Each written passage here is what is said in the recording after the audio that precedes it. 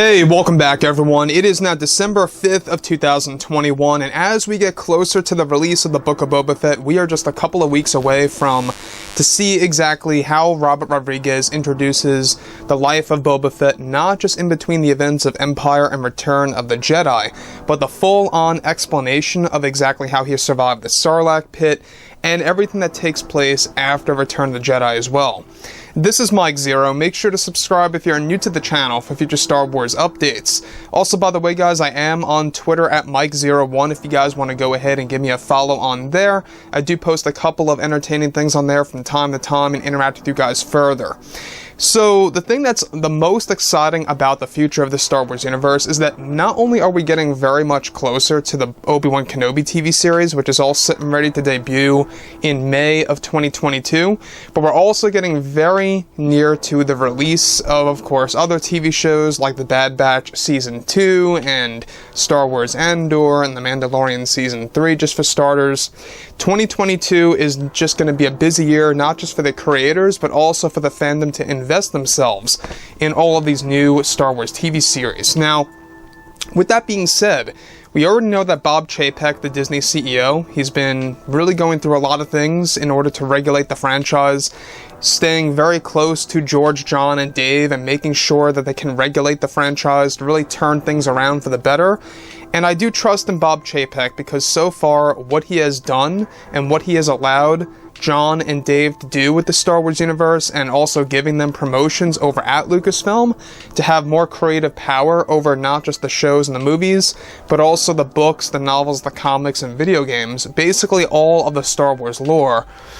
It really does kind of give you a better sense, and a better sense of security, I should say, that Star Wars is in good hands. So, moving forward, alright, a lot of changes have been happening behind the scenes over at Lucasfilm, and this all roots to Bob Chapek. Now, with both Disney and Lucasfilm now focused on their new Star Wars universe, with new shows like the Ahsoka series and Kenobi show currently in the works, both Jon Favreau and Dave Filoni are getting ready to make some major adjustments to the Star Wars universe moving ahead. However, currently it's described that Disney CEO Bob Chapek recently made a massive change to the Star Wars brand by canceling multiple Star Wars TV shows that were in the early development phase, that were initially greenlit by Kathleen Kennedy. Now, further, it's described that Bob Chapek made this call in order to prevent a large backlash from the Star Wars fandom and to fill the void with more promising and engaging content for the fans.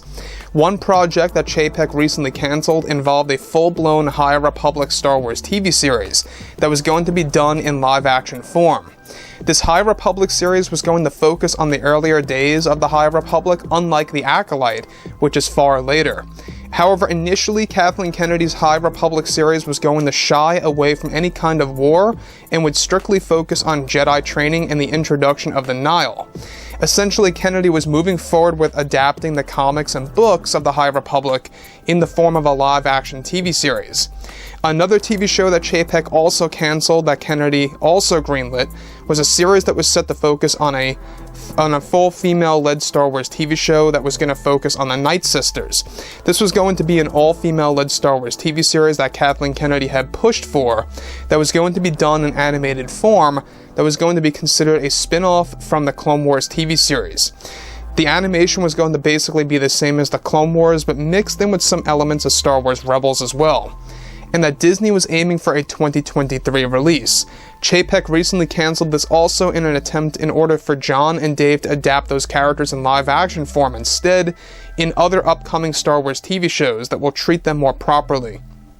Now, apart from this, Chapek wanted to also dial down on the number of animated TV shows versus live-action in the roster to balance things out, given that he knows, of course, that most fans want to see live-action material. The last series that Chapek canceled was going to be yet another live-action TV series that was going to be a series that would focus on a story that was going to take place on Coruscant and would focus on the criminal underworld of the Star Wars universe. This was essentially going to be Kathleen Kennedy's version of Star Wars Underworld that she got inspired from Lucas's old concepts from 2007. This was also cancelled in order for John, George, and Dave to develop their own version of Star Wars Underworld. However, Kennedy's version that was canceled was going to be different and focus more on a group of bounty hunters instead, and showing the fans the teenage to adult years of Boba Fett as well. That was going to be the highlight of the series. Now, this was too canceled as well, that Chapek believes this would have actually been mishandled by her, and is focusing on better routes to actually take care of some of the beloved characters. Now, one thing I will say about, of course, everything related to all these cancellations by Bob Chapek, he made a right call on a number of them, alright? So these 3 Star Wars TV shows, 2 of which were live, 1 of which being animated, the Night Sisters one was going to be animated.